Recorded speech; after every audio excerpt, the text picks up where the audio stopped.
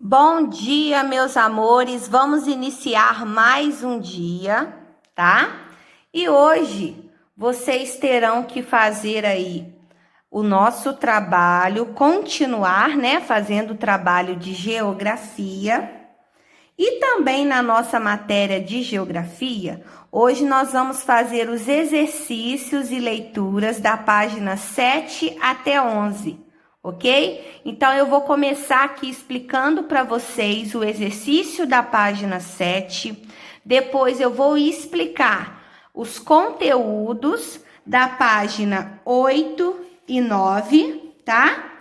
E também da página 10, para finalmente vocês fazerem os exercícios. Lembrando que hoje, então, temos aula de geografia com o trabalho, para continuar fazendo o trabalho, esses exercícios e também a aula de educação física, tá bom? Bom, aqui, gente, dando continuidade aos nossos estudos, tem um exercício que vai falar um pouquinho dos sítios arqueológicos que a gente estudou na página 4, tá? Então, vocês vão voltar lá na página 4 e vai ver o nome desses 3 sítios aqui: Serra da Capivara, Lagoa Santa e Ilha de Marajó.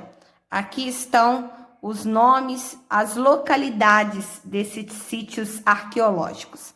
E aí, o que vai acontecer? Nós temos aqui 3 mapas. Então, é o seguinte, o sítio aí, ó, Serra da Capivara, fica em qual estado? Colore aqui o estado, circula o estado onde está situado. E aqui nessas linhas, vocês vão escrever algumas características desse lugar, desse sítio, Serra da Capivara, tá? A mesma coisa, o sítio Lagoa Santa está em qual estado? É situado em qual estado? Circula o estado ou colore e põe aqui as características desse sítio Lagoa Santa. E a mesma coisa do Ilha de Marajó. Circula aqui o estado onde está situado e aqui escreve as características. Tia, onde eu vou achar as características desses sítios arqueológicos? Lá na página 4. Lá está descrito as características de cada um deles. Ok? O que é para ser feito aqui? Então, agora eu vou continuar explicando os conteúdos das próximas páginas. Página 8, temos aí o seguinte título: Pindorama, a terra dos indígenas e a chegada dos portugueses. Só no título a gente já identifica uma informação. Qual informação? De que a terra dos indígenas era chamada de Pindorama, tá? E aí nós vamos agora iniciar a leitura e aí a tia vai discutindo com vocês. Vamos ler comigo? Os indígenas Tupi-Guarani chamavam suas terras de Pindorama, palavra de origem na língua tupi, que significa terra das palmeiras. A escolha desse nome se deve à diversidade de palmeiras que existem nas paisagens brasileiras, como coqueiros, carnaúba, açaizeiro, buriti, pupunha, tucu, inajá, tucumã, pindoba, tucumaí, entre tantas outras. Então, meus amores, olha só essa imagem. Aqui nós temos várias palmeiras, certo? Sendo representadas lá do estado do Ceará, no ano de 2009.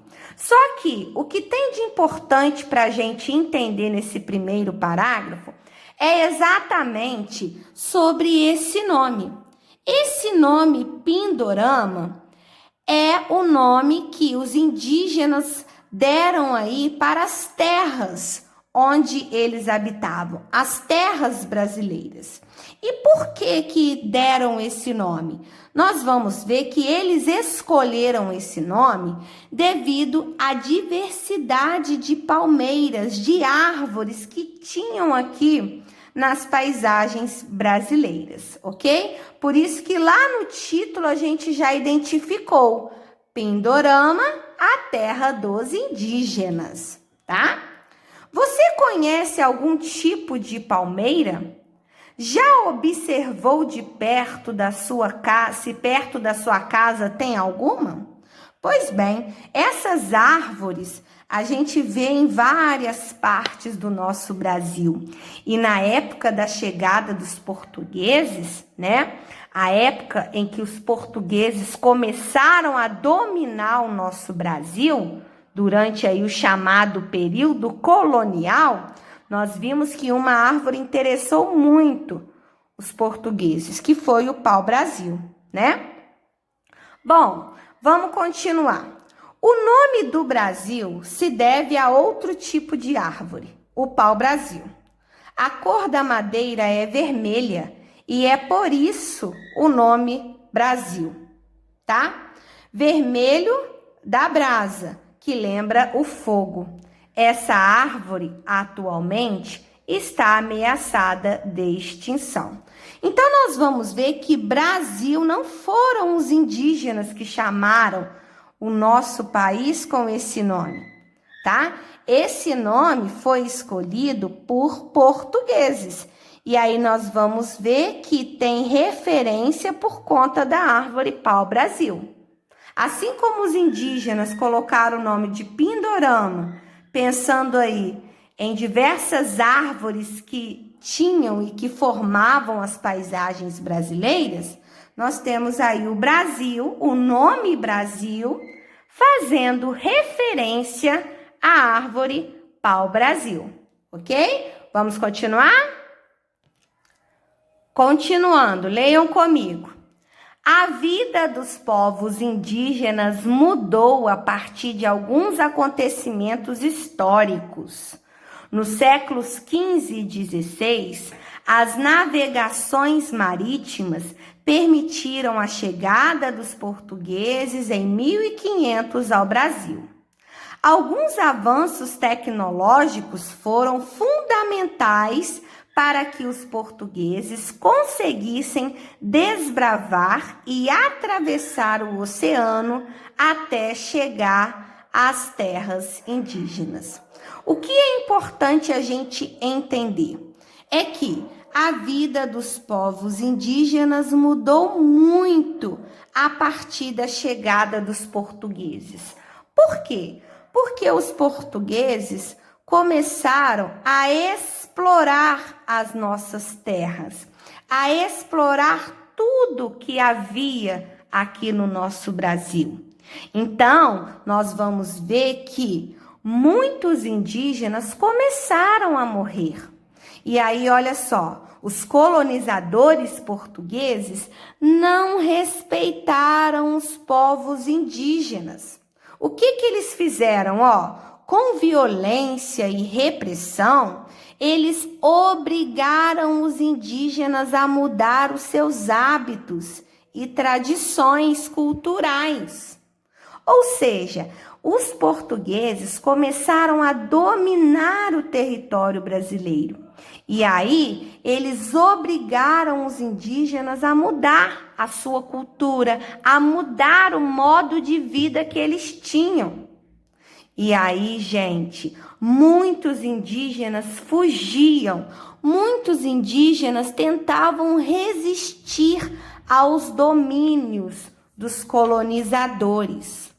E assim, muitos deles morriam, muitos deles tentavam fugir, certo?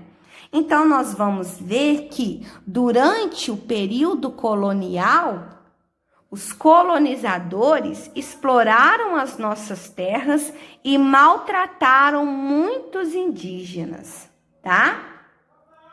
Vocês sabiam que atualmente existem muitas comunidades indígenas aqui no Brasil, gente? Pois é. E aí, olha que informação legal, Atualmente, diversas comunidades indígenas garantem a preservação dos seus territórios e cultura, realizando atividades de subsistência de maneira sustentável. A tia já falou com vocês sobre isso. Por quê? O que quer dizer essa parte aqui? Atualmente, existem leis que protegem as áreas dos indígenas. Para quê? Para evitar que essas áreas sejam invadidas por pessoas que queiram explorar as terras deles, certo? Então, atualmente, a gente tem várias leis que garantem a preservação das terras indígenas, né, dos territórios, e garantem também a preservação da cultura deles, tá? No Brasil, os povos indígenas apresentam variadas origens étnicas e linguísticas. Muitos resistem até hoje para preservar a língua, os hábitos, as tradições e os territórios de seus povos. Ok? Então, aí temos mais algumas informações a respeito do período colonial. Agora a tia vai fazer para vocês um outro vídeo falando dos exercícios, tá, meus amores? Para que vocês possam assistir, que a gente vai discutindo questão por questão. E aí agora, ó, página 10, vamos lá. Os exercícios estão ao final da página 10, tá? Então, ó, continuando. Estima-se que a população indígena em 1500 era de 5 milhões de habitantes, de centenas de etnias como tupinambás, guaranis, potiguaras, as quais têm em comum a língua tupi. A gente viu que existem vários habitantes indígenas em todo o país, tá, gente? Lembrando que quando fala povos indígenas, tem vários povos, ok? Assim como tem vários povos africanos. E aí, olha os exemplos que deu aqui, ó. Povo tupinambá, guaranis, potiguaras, tá? E aí, gente, olha só. Em 1500, a quantidade de indígenas era cerca de 5 milhões de habitantes. Agora, ó, em 2010, a atual população indígena brasileira é de aproximadamente 897 mil. Olha só, 5 milhões caiu para isso aqui, ó, 897 mil pessoas, tá? Então, abaixou muito a população. De 1500 para 2010, né? Esses dados aqui, ó, foram obtidos em 2010. E aí fala, ó, também foram identificadas 274 línguas e registrado que 76% dos indígenas atualmente falam português. Falam português por quê, gente? Porque receberam influências, né, de outras culturas. Aqui nós temos uma mulher de etnia guarani, ela fazendo aí uma pintura no rosto, né, que é uma forma de expressão que eles têm. E aqui nós temos crianças tupinambás da aldeia Pajura, no ano de 2017, também com pinturas, cocares, né, com as suas próprias formas de se vestirem, enfim. Para finalizar, os povos indígenas, de modo geral, vivem em integração com as florestas nas áreas reservadas a eles. Acumulam conhecimentos milenares de plantas, animais e manejo florestal, envolvendo as atividades de caça, pesca e coleta. Aqui está falando um pouquinho a respeito de como é o modo de vida, certo? E aí a gente lembra, ó, da ideia deles viverem em florestas, da ideia deles terem conhecimento sobre plantas, animais, certo? E deles trabalharem aí envolvendo caça, pesca, coleta, tudo característica da cultura indígena, conforme vocês já aprenderam, né? E assim, meus amores, ó, com base nessa relação com a natureza, os indígenas criaram seus costumes e cultura. Eles têm as próprias danças, músicas, arte, religião e tantos outros hábitos. Tudo isso, gente, os portugueses, na época do período colonial, quis desconstruir, quis arrumar, entre aspas, porque eles achavam que os indígenas não sabiam como viver, não se vestiam de forma correta, eles não tinham as próprias práticas. Então, a cultura indígena foi muito criticada pelos portugueses. E eles, inclusive, nós vamos estudar mais para frente, trouxeram pessoas, padres lá de Portugal, para poder, sabe o que, gente? Ensinar religião aos indígenas, sendo que eles já tinham suas próprias religiões. É ou não é verdade? Já tinham suas próprias músicas, os seus próprios hábitos. Então, agora a tia vai explicar para vocês os exercícios no outro vídeo, tá bom?